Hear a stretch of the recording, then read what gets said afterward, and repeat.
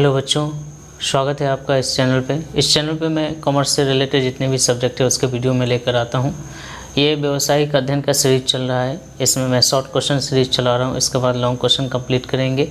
व्यावसायिक अध्ययन की सीरीज़ में मैं आपको अभी तक 5 वीडियो अपलोड करके दिया है मैंने। इसमें मैंने आपको 45 क्वेश्चन करवाया है। 45 क्वेश्चन जो मैंने कंप्लीट करवाया है वो सीक्वेंस वाइज में कंप्लीट करवाया है और चैप्टर वाइज में कंप्लीट करवाया है। मतलब ये है कि मेरा अगर आप वीडियो देखते हैं तो आपको लगेगा कि मैं बिल्कुल पूरा बुक पढ़ रहा हूँ, ठीक है। इस तरह से मैंने डिज़ाइन करा है क्वेश्चनों को, इस तरह से मैंने क्वेश्चन का आंसर तैयार किया है कि बिल्कुल आसान लगे आपको, ठीक है। तो आप कंप्लीट करिए हमारी सीरीज़ को और बेफिक्र होकर एग्ज़ाम देकर आइए, फिर आप ज़रूर मुझे बताएंगे कि यकीन मानिए सारे क्वेश्चन हमको मिल गए एग्ज़ाम में, ठीक है। तो चलें शुरू करें। तो आज का जो क्वेश्चन है, क्वेश्चन नंबर 46 देखेंगे। क्वेश्चन नंबर 46 में हमारे पास क्या कहा जाए। क्वेश्चन है कि भर्ती के आंतरिक स्रोत से आप क्या समझते हैं। अभी जो चैप्टर मैं जिस चैप्टर में आ चुका हूँ वो है नियुक्तिकरण। नियुक्तिकरण में जो बहुत सारे क्वेश्चन पिछले वीडियो में मैंने करवा दिया, अभी भी चल रहा है। तो क्वेश्चन है हमारे पास कि भर्ती के आंतरिक स्रोत को अधिक मितव्ययी क्यों माना जाता है। सबसे पहले तो क्वेश्चन को समझना है, मितव्ययी का मतलब क्या होता है। मितव्ययी का मतलब होता है कम खर्चीला, ठीक है। बात समझ पा रहे हैं आप, कम खर्चीला। मितव्ययी का मतलब क्या होता है, कम खर्चीला। तो आप जानते हैं कि किसी भी संगठन में अगर खाली पद है, उस खाली पद को भरने के लिए आपके पास 2 ऑप्शन है। एक तो आंतरिक स्रोत है, दूसरा बाहरी स्रोत है, ठीक है।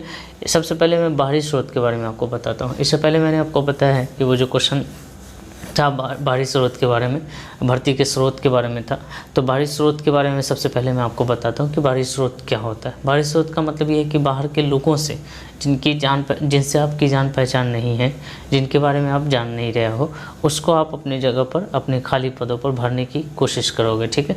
तो जब आप खाली पदों पर भरोगे ऐसे लोगों को जिनके बारे में, उनकी एबिलिटी, उनकी शिक्षा, उनका प्रशिक्षण, आप उनके बारे में कुछ नहीं जानते हैं, तो अगर आप उनको अपनी संस्था में जगह दोगे किसी भी पद के लिए, तो आपको उसका एग्ज़ाम लेना पड़ेगा। आपको उसके बारे में जितनी भी आप रिक्वायरमेंट है वो सारा कुछ उस बंदे के में आपको ढूंढना पड़ेगा। मतलब ये है कि एक तो समय लगेगा, दूसरा काफ़ी खर्च भी होता है। तो ऐसा है कि बाहरी स्रोत में काफ़ी खर्च भी है, काफ़ी वक्त भी लगता है। तो क्यों ना, कभी कभी क्या होता है कि हमारे किसी पद पे कर्मचारियों की संख्या ज़्यादा है, उससे ऊपरी पद पे कर्मचारियों की संख्या कम है, तो वहाँ पे जगह खाली है। तो हम नीचे के जो कर्मचारी होते हैं, जो अपने हैं, उनको मैंने सिर्फ कह दिया कि प्रमोट कर देना है। इसमें बहुत तामझाम नहीं है, ठीक है। बहुत सारे एग्ज़ाम की व्यवस्था आपको नहीं करनी है, उनके साक्षात्कार की व्यवस्था आपको नहीं करनी है, उनके प्रशिक्षण की व्यवस्था बहुत हद तक आपको नहीं करनी पड़ती है। तो मतलब ये है कि अगर आपने अपने ही कर्मचारियों से काम निकलवा लिया, मतलब अपने ही कर्मचारी जो पहले से आपके यहाँ काम कर रहे थे, उन कर्मचारियों से अपने खाली पदों को भरा, तो उसमें आपको काफ़ी चीज़ों की बचत हो जाएगी। क्या क्या बचेगा, पढ़ते हैं इसको। भर्ती के आंतरिक स्रोतों को मितव्ययी इसलिए माना जाता है क्योंकि इस स्रोत से भर्ती करने पर भर्ती की लंबी प्रक्रिया से नहीं गुजरना पड़ता है। सिंपल है। अगर बाहर के लोगों को आप अपने जगह, अपने कंपनी में खाली पदों पर भर्ती करेंगे तो सबसे पहले तो उसका एग्ज़ाम लेना पड़ेगा। फिर अगर शारीरिक परीक्षा वाली अगर कोई ऐसा ड्यूटी है जिसमें शारीरिक काम है, तो उसके लिए आपको शारीरिक परीक्षा भी लेनी पड़ेगी। उसके बाद उन तमाम, हो सकता है कि अगर आपके पास 10 पद खाली हो तो 10 करोड़ लोग भी आपके यहाँ आवेदन कर दें, तो उन 10 करोड़ लोगों का एग्ज़ाम आपको लेना पड़ेगा और 10 करोड़ लोगों में से आपको 10,000 लोगों को ढूंढ कर निकालना पड़ेगा। अगर आपके यहाँ 10,000 लोगों की ज़रूरत है तो मतलब 10 करोड़ में से आपको 10,000 निकालने हैं। तो सोचिए कि आपको कितना काम करना पड़ सकता है इस काम के लिए। तो चलें, तो कई बार बाहरी स्रोत से तो भर्ती होती ही है, तो उसमें जो परेशानी है वो आंतरिक स्रोत में परेशानी उतना नहीं है। तो सिंपल सी बात यह है कि भर्ती के आंतरिक स्रोतों को मितव्ययी माना जाता है, कम खर्चीला माना जाता है, क्योंकि वो कर्मचारी अपने हैं जिनके बारे में मैं सब कुछ जानता हूँ और उनको मैं ईजिली, बहुत आसानी से प्रमोट कर सकता हूँ, ठीक है। तो भर्ती के आंतरिक स्रोतों को मितव्ययी इसलिए माना जाता है क्योंकि इस स्रोत से भर्ती करने पर भर्ती की लंबी प्रक्रिया से नहीं गुजरना पड़ता है, जिससे समझना इसको, जिससे धन, समय का खर्च बच जाता है। इसलिए भर्ती के आंतरिक स्रोत को अधिक मितव्ययी माना जाता है। मतलब कम खर्चीला माना जाता है। ठीक है, बात समझ में आ रही है। तो ऐसे आप सिंपली भी कह सकते हो कि भर्ती का आंशिक स्रोत कम खर्चीला होता है, क्योंकि जो कर्मचारी को हमें भरना है अपने खाली पदों पर वो अपने हैं जिनके बारे में मुझे सब कुछ पता है, उसमें धन और समय व्यर्थ हमको खर्च करने की आवश्यकता नहीं है, जिसके वजह से हम ये कह सकते हैं कि भर्ती के आंतरिक स्रोत अधिक मितव्ययी माने जाते हैं। चलें, तो वीडियो को पॉज करके आप इसको नोट भी कर सकते हैं। आइए अगले क्वेश्चन की तरफ बढ़ते हैं। 6 नंबर क्वेश्चन क्या है, शिक्षण और प्रशिक्षण में क्या समझते हैं आप। ठीक है, सबसे पहले तो शिक्षा के बारे में आपको बताता हूँ। शिक्षा का मतलब क्या होता है। तो शिक्षा जो अभी आप ग्रहण कर रहे हो, जो आप पढ़ रहे हो ना, वो शिक्षा है।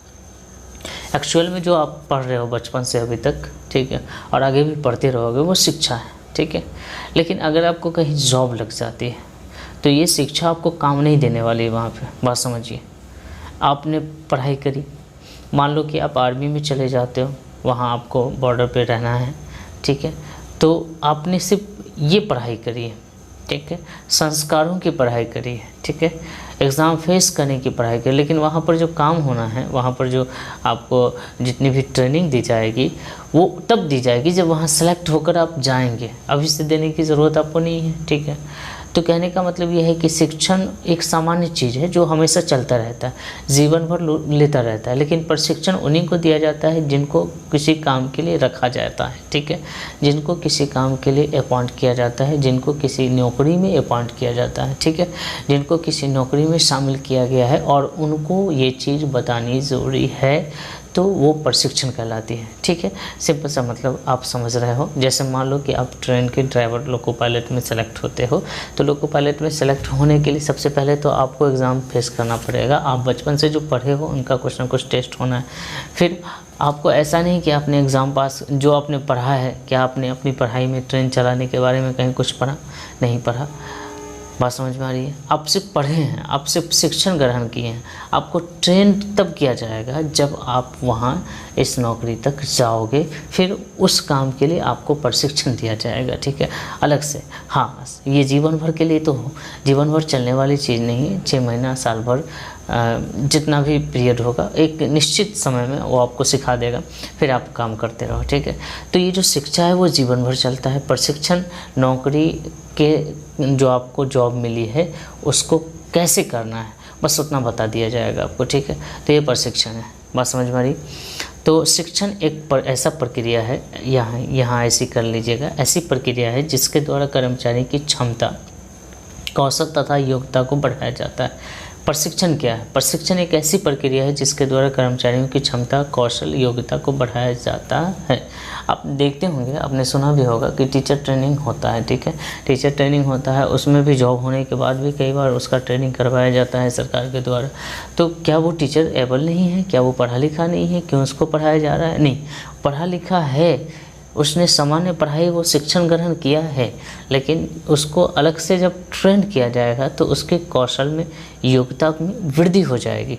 वो काफ़ी ट्रेंड हो जाएगा, वो उस चीज़ों को और भी अच्छे तरीके से सीख पाएगा जो शिक्षण प्रशिक्षण नहीं लिए उनसे बेहतर। ठीक है, मान लो कि एक आदमी है, समझो, मान लो कि 2 आदमी हैं, एक ये है, एक ये है, इसका नाम ए है, इसका नाम बी है। ठीक है, ये भी आपको मान लो कि ये पीजी कर चुका है, दोनों पीजी कर चुका है। ठीक है, तो दोनों ने सिर्फ शिक्षण लिया है, राइट ना। मान लो कि ये टीचर ट्रेनिंग कर लेता है। ठीक है, तो टीचर ट्रेनिंग अगर ये कर लेता है तो इसके पास, इसके समक्ष, इसकी तुलना में ज़्यादा नॉलेज होगा और ये ट्रेंड बंदा कहलाएगा, उस फील्ड में ट्रेंड हो जाएगा। मतलब उसकी कौशल में, उसकी क्षमता में वृद्धि हो जाएगी, उसकी योग्यता में। ठीक है, लेकिन शिक्षण क्या है? शिक्षा एक ऐसी प्रक्रिया है जो उस कर्मचारी के सामान्य ज्ञान एवं बोध को बढ़ाता है। जनरली सामान्य ज्ञान आप पढ़ते हो, है ना, अभी भी आप पढ़ाई कर रहे हो, वो सामान्य है, लेकिन आप किसी पार्टिकुलर जॉब में जब जाओगे तो उसके अकॉर्डिंग वो चीज़ें सिखाई जाएंगी आपको अलग से, है ना। वहाँ पे आप कितने पढ़े लिखे हैं इसका कोई मतलब नहीं बनेगा। ठीक है, आपको वो काम के लिए एक अलग पार्टिकुलर समय देकर आपको सिखाया जाएगा। तो प्रशिक्षण क्या है? प्रशिक्षण के द्वारा कर्मचारी की योग्यता और कौशल को बढ़ाया जाता है, पढ़े लिखे आदमी को। ठीक है, जो पढ़ा लिखा आदमी पढ़ लिख कर गया है किसी नौकरी में, उसको ये प्रशिक्षण दिया जाता है उस काम के लिए जिस काम के लिए ये गया है। ठीक है। लेकिन शिक्षण क्या है, वो सामान्य चीज़ है, जीवन भर चलता रहेगा। अगले बढ़े, आगे है शिक्षण और प्रशिक्षण में क्या अंतर है, तो आपको बताना है। शिक्षण और जस्ट मैंने आपको बताया, सीधे सीधे पढ़ते हैं। प्रशिक्षण क्या, प्रशिक्षण एक ऐसी प्रक्रिया है जिसके द्वारा कर्मचारियों की क्षमता और योग्यता को बढ़ाया जाता है, वही चीज़ मैंने उठा के यहाँ डाला है। और शिक्षा एक ऐसी प्रक्रिया है जो कर्मचारियों के ज्ञान तथा बोध को बढ़ाता है। यहाँ ये क्या करता है, आपकी योग्यता और कौशल, काम करने की जो योग्यता है, काम करने का जो टेक्निक है, वो प्रशिक्षण में आपको पता चलेगा, ठीक है। शिक्षा में नहीं, शिक्षा में आपको बस जनरली जो पढ़ते हैं लोग, पढ़ता है बस पढ़ते रहिए, ठीक है। आगे है शिक्षा का क्षेत्र, प्रशिक्षण का क्षेत्र संकुचित होता है। मैंने क्या कहा, प्रशिक्षण आपको जीवन भर नहीं देगा। मान लो कि कहीं नौकरी में आप चले जाते हो, वो जीवन भर आपको प्रशिक्षण ही देगा, तो काम कब करवाएगा आपसे, ठीक है, बात समझ में आ रही है, वो काम आपसे कब करवाएगा, ठीक है। तो प्रशिक्षण एक संकुचित क्षेत्र में होता है, छोटे से समय के लिए होता है, बात समझ में आ रही, छोटे से समय के लिए होता है कि भाई इतने दिन में आपको ये चीज़ सीख लेना, फिर आप काम करके दीजिए हमको, ठीक है। लेकिन शिक्षा क्या है, वो जीवन भर चलता रहता है और शिक्षा का क्षेत्र विस्तृत है, ठीक है, बात समझ में आ रही है। आगे है प्रशिक्षण देने का दायित्व व्यावसायिक संस्थाओं का होता है। जो व्यावसायिक संस्थाएं हैं जो जॉब ओरिएंटेड काम करती हैं, जॉब देने का काम करती है, वो लोग प्रशिक्षण करवाते हैं। लेकिन शिक्षा ग्रहण करने का दायित्व आपकी खुद की जिम्मेदारी है। मान लो कि अगर आप रेलवे डिपार्टमेंट में कहीं जॉब में जाते हो, मान लो लोको पायलट में जाते हो, तो आपको लोको पायलट का ट्रेनिंग देना ये रेलवे गवर्नमेंट की जिम्मेदारी है। लेकिन आप पढ़े लिखे हो, अब वो आप कहोगे कि नहीं मुझे आप शुरू से पढ़ा भी दो, तो ये तो रेलवे गवर्नमेंट नहीं करेगी। पढ़ना आपकी जिम्मेदारी है, शिक्षण ग्रहण करना कर्मचारी की खुद की जिम्मेदारी है। पढ़ लिख कर वो आएगा, लेकिन फिर जब वो पढ़ लिख कर आएगा और सेलेक्ट हो जाएगा किसी काम के लिए, तो फिर उसको व्यावसायिक संस्था जो है जिसके यहाँ वो काम करने गया है, वो खुद अपने अकॉर्डिंग आपको ट्रेंड करवाएगी।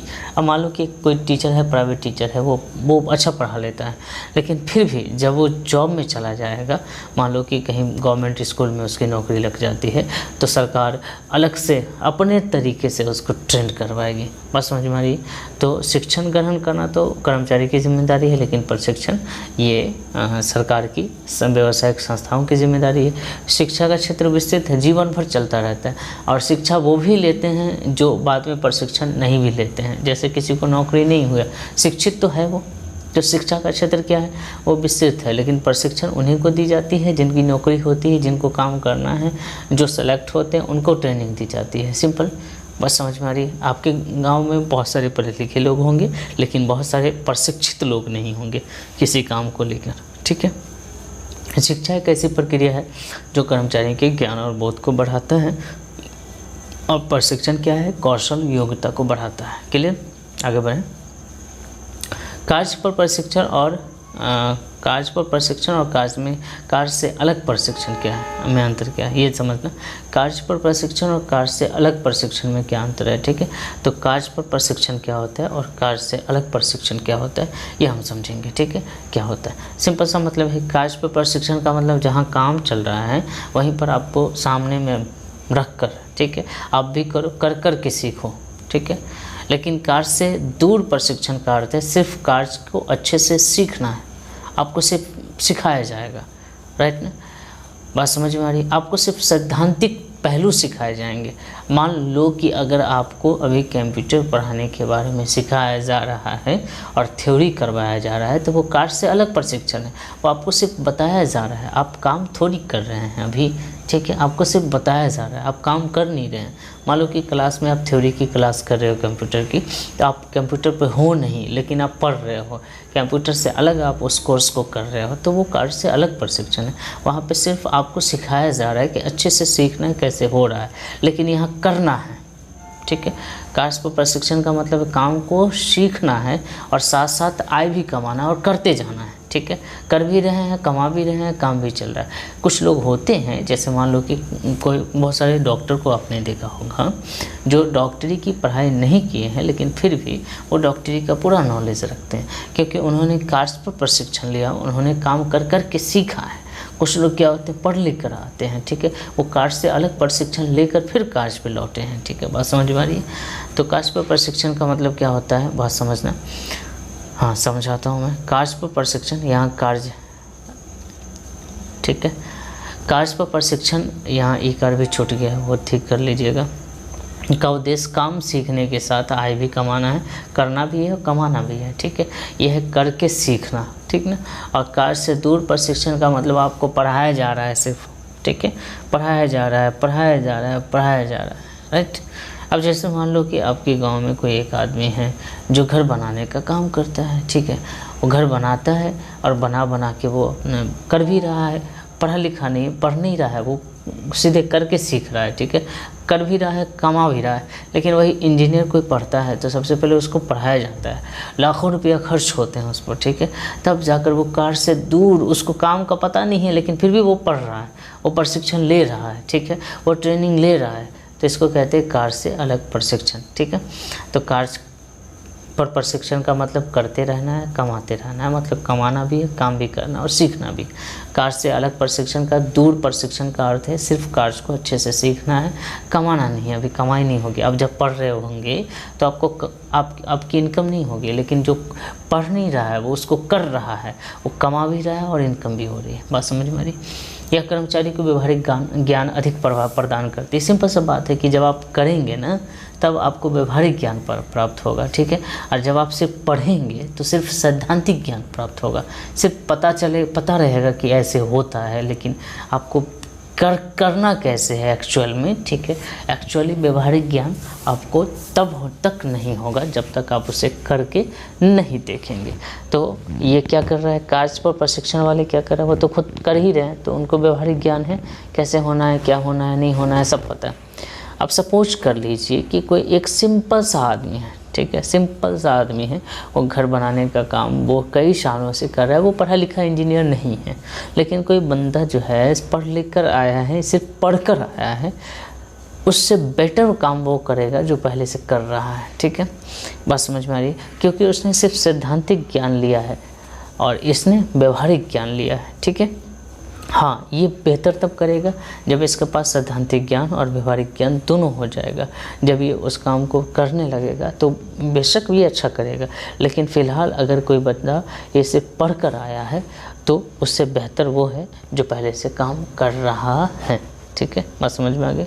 तो कर्मचारी को व्यवहारिक ज्ञान प्राप्त होता है। कार्य पर जब आप लगा के प्रशिक्षण करवाते हो, काम देकर काम करवाते हो, तो फिर बंदे के पास व्यवहारिक ज्ञान बहुत होता है, लेकिन आप काम पे नहीं लेकर जाते हो, ठीक है। आप सिर्फ एक रूम में बिठा के समझाते हो भाई, ठीक है, तो तब व्यवहारिक ज्ञान नहीं होगा। अब सिंपल सा बात यह है कि आपको एक कंप्यूटर के बारे में सिर्फ थ्योरी पढ़ाया जाए, आपको प्रैक्टिकल कंप्यूटर छूने को ना मिले, ठीक है। आपको सिर्फ सैद्धांतिक ज्ञान हो सकता है, आप कंप्यूटर व्यवहारिक ज्ञान नहीं होगा आपको, ठीक है। लेकिन कोई बंदा पढ़ नहीं रहा है, वो सीधे कंप्यूटर चला रहा है, तो उस बंदे के पास व्यवहारिक ज्ञान होगा, वो आपसे अच्छा करके दिखा सकता है, ठीक है। ये बात है, क्लियर। तो कार्य पर प्रशिक्षण और कार्य से अलग प्रशिक्षण आपने पढ़ा, इसको नोट डाउन करिएगा। एक क्वेश्चन है, प्रशिक्षण और विकास में अंतर। ये कई बार आपको एग्जाम में भी पूछा है, प्रशिक्षण और विकास में क्या अंतर है, ठीक है, समझना है। प्रशिक्षण का अर्थ कर्मचारियों को किसी विशेष कार्य में निपुण बनाना है, ठीक है। मतलब मैंने आपको क्या कहा कि ट्रेनिंग तब दी जाती है जब आप किसी काम के लिए सेलेक्ट होते हो कि आपको ये काम करना है। फिर संस्था क्या करती है, आपको वो काम सिखाती है। आप पढ़े लिखे हो वो अलग बात है, लेकिन वो आपको वो काम सिखाती है। विकास का अर्थ ये है कर्मचारियों को सभी क्षेत्र में निपुण होना। विकास का मतलब ये है कि आप विकसित हुए, ठीक है। ट्रेंड का मतलब ये है कि आप उस पार्टिकुलर काम को कर पा रहे हो। विकसित का मतलब आपको सब तरह का नॉलेज है ना, हर किस्म का हर चीज़ आपके पास है, हर नॉलेज आपके पास है, ठीक है। प्रशिक्षण व्यवहारिक ज्ञान में वृद्धि करता है। प्रशिक्षण जब आप आदमी लेता है तो उसको व्यवहारिक ज्ञान होता है, काम को कैसे करना है, कैसे व्यवहार करना है, उसके पास एक ज्ञान होता है। विकास कर्मचारियों को सभी क्षेत्र में निपुण बनाता है, और जब आदमी विकसित हो जाता है उसको हर क्षेत्र में निपुण हो जाता है, वो चाहे वो जॉब के क्षेत्र में हो, अपने फैमिली के क्षेत्र में हो, पारिवारिक क्षेत्र में हो, या समाज के क्षेत्र में, हर जगह वो विकसित हो जाता है, ठीक है। जब वो हर जगह कामयाब हो जाता है आदमी, तो हम कहते हैं कि वो विकसित आदमी है। ठीक है, प्रशिक्षण का मतलब आप सिर्फ जॉब में कामयाब हो जाओगे। ठीक है, विकास का मतलब ये है कि आप हर जगह कामयाब हो जाओगे। बात समझ में आ रही? तो प्रशिक्षण का अर्थ कर्मचारियों को किसी विशेष काम के लिए निपुण बनाना, लेकिन विकास का अर्थ क्या है? विकास का अर्थ सभी क्षेत्र में निपुण बनाना। ठीक है, जब आदमी सभी क्षेत्र में निपुण हो जाता है, मतलब सब कुछ का नॉलेज उसके पास होता है, फिर हम कहते हैं कि वो आदमी काफ़ी विकसित है और वो विकास कर गया। ठीक है, क्लियर? प्रशिक्षण व्यवहारिक ज्ञान में वृद्धि करता है। प्रशिक्षण से इंसान को सिर्फ व्यवहारिक ज्ञान होता है, और विकास कर्मचारियों के क्षेत्र में निपुणता लाती है, सभी क्षेत्र में निपुणता लाती है। ठीक है ना? बात समझ में आ रही? प्रशिक्षण का अर्थ संकुचित होता है। मैंने आपको पहले भी कहा, प्रशिक्षण शॉर्ट टाइम के लिए होता है। ठीक है, आपको थोड़ा सा समय दिया जाएगा, उसमें सिखा देगा कि आपको ये काम ऐसे करना है। ठीक है, लेकिन विकास क्या है? वो जीवन भर विकास और शिक्षा क्या है? आदमी जीवन भर शिक्षित होता रहता है, आदमी जीवन भर विकसित होता रहता है। ठीक है, तो विकास का क्षेत्र क्या है? प्रशिक्षण से थोड़ा विस्तृत है। क्लियर है? ठीक, तो इसको आप नोट डाउन कर लीजिएगा। चलिए, क्लियर? अगले क्वेश्चन की तरफ बढ़ते हैं। प्रशिक्षण से के महत्व अथवा लाभों को लेकर बहुत अच्छी क्वेश्चन है। प्रशिक्षण का क्या महत्व है? ठीक है, सिंपल सा मतलब ये है, अगर किसी बंदे को ट्रेंड कर दिया जाता है, ठीक है, मैंने एक एग्जांपल लिया था लोको पायलट का। ठीक है, मान लो कि अगर आप बहुत अच्छे पढ़े लिखे, आप ग्रेजुएट हो, क्लियर, आप सीधे जॉब में सेलेक्ट हो जाते हो। ठीक है, आपको सीधे ट्रेन पे बिठा दिया जाए कि आपको ये गाड़ी जो है कोलकाता से आपको पटना तक लेकर आनी है, आप कर पाएंगे? आप नहीं कर पाएंगे। ठीक है, और मजबूरी में आपको करना भी पड़ा तो आपके पास मनोबल नहीं होगा। ठीक है, आप उस काम को यूँ समझिए ना कि नहीं कर पाएंगे। ठीक है, आप कितने पढ़े लिखे हैं उससे कोई मतलब नहीं है। ठीक है, आप कितने जानकार हैं उससे कोई, आप उस काम को जानते हैं कि नहीं जानते हैं, ये मायने रखता है। तो प्रशिक्षण से क्या होता है? अगर आपको फिर अगर आपको ट्रेंड कर दिया जाए, ट्रेनिंग दे दिया जाए, फिर तो आपके लिए कुछ नहीं है वो सब चीज़। ठीक है, कर पाओगे, कोई दिक्कत नहीं। तो प्रशिक्षण के लाभ क्या है वो समझना है हमको। प्रशिक्षण का क्या लाभ है? सबसे पहला लाभ हमने लिखा है उत्पादन और उत्पादकता में वृद्धि होती है। जो ट्रेंड कर्मचारी होते हैं, जो प्रशिक्षित कर्मचारी होते हैं, उनका उत्पादन भी बेहतर होता है और उत्पादकता में भी वृद्धि होती है। प्रशिक्षण से कर्मचारियों की योग्यता, चतुराई, कुशलता में वृद्धि होती है। सिंपल, अगर आपको ट्रेंड कर दिया जाए किसी पार्टिकुलर काम के लिए तो आपकी चतुरता, योग्यता, कुशलता सब बढ़ जाएगा। ठीक है, जो सामान्य आदमी से बेहतर होगा। ठीक है, होगा, जिसके परिणाम स्वरूप उत्पादन और उत्पादकता दोनों में वृद्धि होगा। आप बेहतर काम कर पाएंगे। ठीक है, अगर आप ट्रेंड है तो। ठीक है, क्लियर? दूसरी बात यह है कि आपका मनोबल बढ़ेगा। अगर आप ट्रेंड होकर काम करते हैं तो आपका मनोबल काफ़ी बढ़ेगा। अगर आप अनट्रेंडली कोई काम कह दिया जाए तो आपका मनोबल टूट जाएगा। जब फर्स्ट टाइम आपने साइकिल चलाना सीखा होगा तो उस समय आप ट्रेंड नहीं थे, और जब आपने चलाना सीखा होगा तो यकीनन आप कहीं ना कहीं आपका मनोबल बहुत कम रहा होगा। कई बार गिरे होंगे, कई बार नुकसान भी हुआ होगा आपका। तो वो मनोबल की कमी से, क्योंकि आप उस समय ट्रेंड नहीं थे। अगर आप ट्रेंड हो जाते हो तो फिर आपके लिए वो चीज़ कोई मायने नहीं रखता है। ठीक है, तो जो बंदा ट्रेंड होता है वो उस काम में निपुण हो जाता है, फिर वो मनोबल से काम कर पाता है, पूरे मन से काम कर पाता है। उसे किसी का डर, किसी का भय नहीं रहता है। ठीक है, काम में अनसक्सेस होने का भी भय उसके पास नहीं रहता है। तो कहने का मतलब ये है कि अगर आप प्रशिक्षित होते हैं, अगर आप ट्रेंड होते हैं तो आप उत्पादन भी अच्छा कर पाएंगे, आप मनोबल से भी काम कर पाएंगे। मतलब ये है कि आपका मनोबल बढ़ा रहेगा। आप कहीं पर भी ऐसा नहीं महसूस होगा कि भाई मुझे कुछ हो सकता है, सपोज कर लीजिए कि जब आप फर्स्ट टाइम मैंने क्या कहा, फर्स्ट टाइम अगर आपने साइकिल चलाना सीखा होगा, उस समय आपके दिल में हमेशा डर रहा, गिर जाएंगे तो पैर टूट जाएगा, गिर जाएंगे तो ये हो जाएगा, गिर जाएंगे तो वो हो जाएगा। और जब आप ट्रेंड हो जाता है आदमी, ठीक है, तो हाथ छोड़कर भी चला पाता है। ठीक है, कुछ लड़के ऐसे भी होते हैं, इतने ट्रेंड होते हैं कि वहाँ छोड़कर भी चला लेते हैं, ठीक है। तो ट्रेनिंग का मतलब ये है कि ट्रेनिंग मनोबल में वृद्धि करता है, ठीक है। अगर आप ट्रेंड रहेंगे, आपको किसी पर्टिकुलर काम के लिए ट्रेंड कर दिया जाए तो आपका मनोबल काफ़ी बढ़ेगा और आप बेहतर कर पाएंगे, ठीक है। तो प्रशिक्षण से क्या होगा, उत्पादन में वृद्धि होगी, आपके पास कुशलता रहेगा, आपके पास योग्यता रहेगा, आपके पास चतुराई रहेगा, तो यकीनन आप बेहतर उत्पादन कर पाएंगे, आपका मनोबल बढ़ेगा, ठीक है। आप अगर ट्रेंड होंगे किसी काम के लिए तो आप अपने उस काम को पूरे मनोबल के साथ कर पाएंगे, ठीक है। तो इस वीडियो में इतने क्वेश्चन मैंने करवाए आपको, आप तमाम क्वेश्चनों को आप नोट डाउन कर लीजिए, वीडियो एक बार और देखिएगा, ठीक है। नोट डाउन करते चले जाइएगा, ऐसे वीडियो को पॉज कर करके नोट करिएगा और इसको नोट करने के बाद एग्ज़ाम तक रिवीजन करते रहिएगा, ठीक है। सारे क्वेश्चन एग्ज़ाम में पूछे जाते हैं, मैं उन्हीं क्वेश्चनों को मैंने इस सीरीज़ में जगह दी है जो क्वेश्चन पूछे जाते हैं और पूछे जाएंगे, ठीक है। इससे बाहर कुछ भी नहीं है, क्लियर। तो आपको अगर वीडियो सही लग रहा है, अगर आपको समझ में आ रहा है तो आप चैनल को सब्सक्राइब भी कर सकते हैं, वीडियो को लाइक कर दीजिएगा और अपने दोस्तों के साथ कम से कम शेयर कर दीजिएगा, ठीक है। क्लियर। मिलते हैं नेक्स्ट पार्ट में, तब तक अपना ख्याल रखिए, बाय बाय, टेक केयर।